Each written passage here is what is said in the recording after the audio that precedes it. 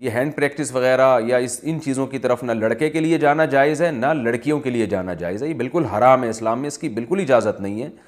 سورہ قد افلح المؤمنون میں بھی اللہ نے حکم دیا، اور سورہ معارج میں بھی کہ الا علی ازواجہم، کہ مرد اپنی بیوی کے علاوہ اور عورت اپنے شوہر کے علاوہ کسی تیسرے راستے سے اپنی خواہش پوری نہیں کر سکتے، نہ ہاتھ کے ذریعے نہ کسی اور ذریعے سے۔ تو اور حضرت عثمان ابن مظعون رضی اللہ تعالیٰ عنہ، یہ بھی صحیح حدیث ہے، فرماتے ہیں ہم سفر میں ہوتے تھے، بیویوں سے دور ہوتے تھے، تو ہم پہ عورت کی جدائی بہت شاق گزرتی تھی، اپنی شہوت پہ کنٹرول کرنا بہت مشکل تھا۔ ہم نے نبی سے اجازت مانگی کہ ہم اپنے آپ کو کسی طرح خصی کر دیں، نامرد بنا دیں، تو آپ صلی اللہ علیہ وسلم نے اس سے منع کیا ہمیں۔ اب آپ دیکھیں حضرت عثمان ابن مظعون اتنی شدید کنڈیشن میں کہ اپنے آپ کو نامرد کرنے کے لیے وہ تیار ہو گئے تھے۔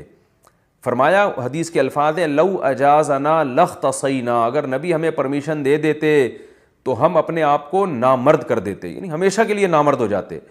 تو اس قربانی کے لیے بھی حضرت عثمان ابن مظعون تیار تھے کہ اتنا خطرہ تھا ان کو، لیکن نہ انہوں نے نبی سے پوچھا کہ کیا میں ہاتھ سے اپنی خواہش پوری کر سکتا ہوں، نہ نبی نے ان کو بتایا کہ تم یعنی ہاتھ کے ذریعے مجبوری میں اپنی خواہش پوری کر لیا کرو، نہ نہ نہ نہ نہ، نبی نے ان کو بھی حکم دیا ایسے موقع پہ تزوجوا الودود الولود فانی مباہی بکم الامم، محبت کرنے والی عورت سے اور اولاد جننے والی عورت سے نکاح کرو، میں تمہاری کثرت پہ قیامت کے دن فخر کروں گا۔ تو آپ صلی اللہ علیہ وسلم نے بزبان حال بتا دیا کہ یہ جو اللہ نے تم پر مرد پر اتنی شہوت مسلط کی ہے، خواہش مسلط کی ہے، اس کی وجہ یہ ہے کہ اللہ نسل چاہتے ہیں کہ مرد اور عورت کا ملاپ ہو۔ تو مرد اور عورت کو ایک دوسرے سے دور رہنے کے لیے پیدا نہیں کیا ہے، ملاپ کے لیے پیدا کیا ہے۔ تو اس لیے ملاپ کی ایک ناجائز قسم ہے، ایک جائز ہے۔ ناجائز ہے گرل فرینڈ بوائے فرینڈ، یہ حرام ہے۔ ولا متخذاتی اخدان ولا متخذی اخدان، قرآن کے الفاظ ہیں، کسی لڑکی سے تمہیں دوستی کی اجازت نہیں ہے۔ اور جائز طریقہ کیا ہے جو سورہ مومنون میں اور سورہ معارج میں اللہ نے بیان کیا، الا علی ازواجہم، کہ اپنی بیوی بنا کے اپنی خواہش اس سے پوری کرو، فإنہم غیر ملومین، اور اللہ نے فرمایا یہ لوگ قابل ملامت نہیں ہیں۔ اگر نکاح کے ذریعے آپ خواہش پوری کرو گے تو آپ کو دنیا تو ملامت کرے گی، لیکن اللہ کی نظر میں آپ کو سرٹیفکیٹ مل گیا کہ آپ قابل ملامت نہیں ہیں۔ یہی وجہ ہے کہ علماء نے لکھا ہے کہ جو بیوی کے ذریعے بھی اپنی خواہش پوری کرے نکاح کر کے، اسے ملامت کرنا، اسے تانا دینا، یہ اس پہ کفر کا خطرہ ہے، کیونکہ اللہ نے اس کو سرٹیفکیٹ دے دیا کہ بھئی یہ قابل ملامت نہیں ہے۔